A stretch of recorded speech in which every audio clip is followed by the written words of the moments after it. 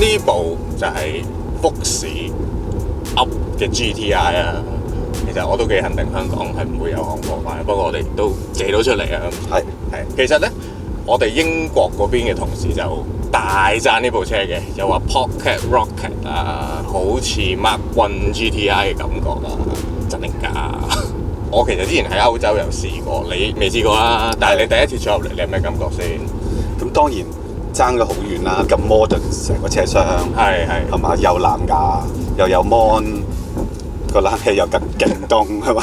係喎。但係你就咁而家揸緊個感覺，其實就一定唔係80年代嘅嘢咯。因為而家大家玩緊嘅就係個 link 係大得好緊要噶嘛。所以你行緊啲石屎路嘅時候，你就好明顯覺得呢個肯定係現代嘅車，因為大家都玩大 link 嘅。以前嘅車係一定有嗰種。你知，就算去到 S-Class 都係好細個拎嘅啫嘛。係。咁何況一代 GTI 其實13寸拎嘅啫嘛，即係好鬼細13寸啦，大佬。細過你個頭啊，最少。咁其實呢架車係好細嘅 engine， 1003氣缸 turbo Polo 嗰副嚟嘅啫。咁但係都有110幾匹嘅。咁其實當年 Mark One 初出有100匹啦，跟住後期都去到115匹啦。即係如果計呢個數字，又好似講得埋。我自己揸落咧，計速度、計力量咧，可能有少少嗰種感覺嘅。咁不如我俾你試下揸，又得 feel 下，又得。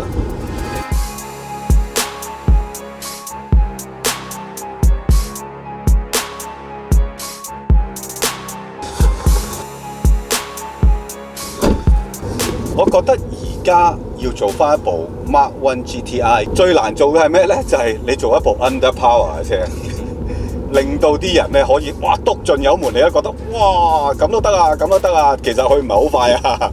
咁點解難咧？呢樣嘢其實呢樣嘢係最容易做嘅。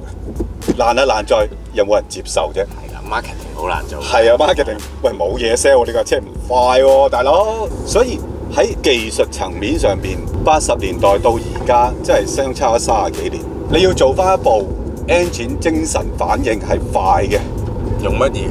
波箱插插聲嘅，比以前更加好嘅，用不易。問題你夠唔夠膽做部？我得100匹㗎咋。唔係，我覺得佢今次叫做咗部 Up GTI 出嚟咧，都有少少勇氣嘅。即係咁細架車，佢又夠膽擺個 GTI 個名落去。其實佢應該係對無論個 engine 又好，個 handling 又好，都係持翻個方向就係 for fun 嘅啫，即係我唔係 for speed 嘅。Even 去翻 Mark One， 當時都係講緊佢唔係做個跑車嘛，佢要做一部好 practical 嘅車，又快得，仲要係價錢上 affordable 嘅。咁呢部車如果你咁樣去對咧，係有少少類似嘅。回顧翻 Mark One， 其實佢係真係快嘅，因為當其時做嗰部車出嚟之後，佢哋喺 Autobahn 試係好高速㗎，嚇死人㗎。咁當然所謂嘅嚇死人，而家唔會嚇死人啦，而家都嚇死人。哇！揸極都係啲百二。GTI 一代嘅出名就係佢將一部原本係應該係屬於平民大眾代步嘅車，tune 到一部可以咁快。同埋揸上嚟可以咁有刺激感嘅一部 hatchback，咁所以開 hatch 嗰個名我都唔記得係咪應該就係佢之後就帶咗出嚟啦。咁 GTI 亦都自此成為一個汽車歷史上邊嘅一個 icon 啊，叫得 GTI 係有啲嘢嘅。其實我上次去歐洲試呢架 Up GTI 嘅時候咧，都有試架 Mark One 嘅，所以我大概知個答案嘅。咁你話你未試過？係，從未試過，好難得有機會，好難得香港揾到架出嚟。即刻嚟，即刻嚟，咁我哋知答案㗎。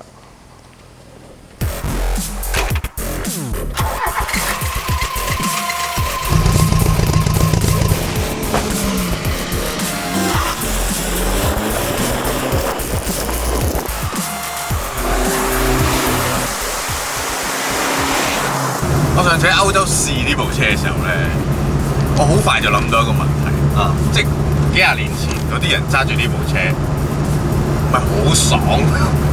佢呢個速度喺當年係我相信會嚇死好多人。哇！咁容易就110㗎啦，同埋佢啲力嘅反應點解會咁快嘅咧？嗱，當然我所謂嘅快唔係用而家嘅標準，係講翻我哋回顧翻30幾年前睇緊《歡樂今宵》嘅年代，係啦，仲係何守信啊、沈殿霞嗰個年代咁，係好驚人嘅其實。所以點解嗰陣時 GTR 一出，開頭個反應好似冇咁大，但係口碑越嚟越累積之後，哇！佢成為一個 icon。我嗰陣時玩飛車，梗係玩 GTI 啦，大佬，邊夠去飛啊？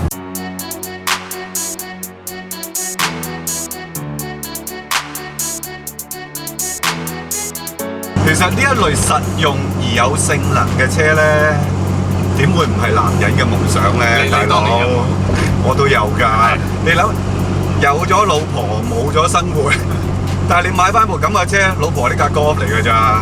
大佬哇，100幾㗎咋，大佬，你諗下嗰種感覺係幾咁開心咧？呢個萬能係嘛？係咯，再埋個仔女都仲得啊！咁嗰陣時真係冇呢一類車嘅，咁連Volkswagen 集團裏邊啲人都唔相信，係咪有咁嘅市場啊？係咪需要做啲咁嘅車啊？所以開頭佢哋都好保守嘅。但係估唔到寂寞嘅男人真係好多嘅，大佬。其實我自己揸咧，我係好中意嗰種咁細部，架車唔係死糊糊或者好 stable， 係有適當嘅行程。表達俾你聽佢做緊乜嘢，又夠靈活，加上佢呢部係有衝勁嘅，係咁就真係好 hot hatch， 原來應該係呢樣嘢嚟嘅，係好有衝勁喎！嗱，衝勁一次俾你聽。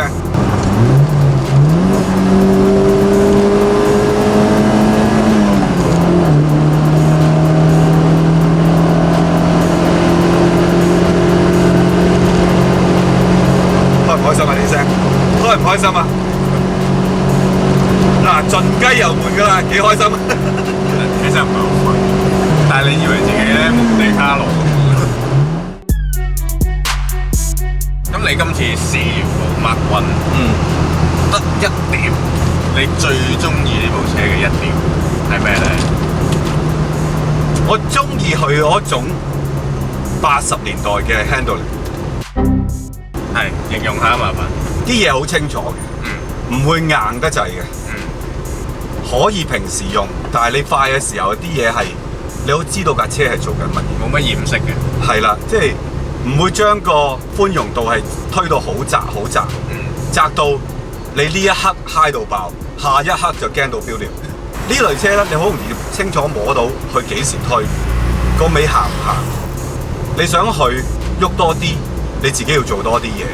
個轆行到4個轆有一個轆係趌起咗嘅，都得嘅，你都知嘅。咁仲有，我要講多一樣嘢就係，仲有一點喎，呢部8蛙佬引擎其實係好嘢嚟，係真係好嘢嚟嘅。大家已經忘記咗8蛙佬係啲乜嘢啦，嗰種好厚實嘅扭力嚟嘅。即係就算佢呢一部8蛙佬 tune 到去110匹度，其實叫做真係 tune up 咗㗎啦，咁但係你仍然感覺到佢低樓嘅時候，哇，好輕鬆，行條斜路3波1000零2000轉，佢都仲係一踩就有，唔係100咯，係啦，唔係100嚟嘅。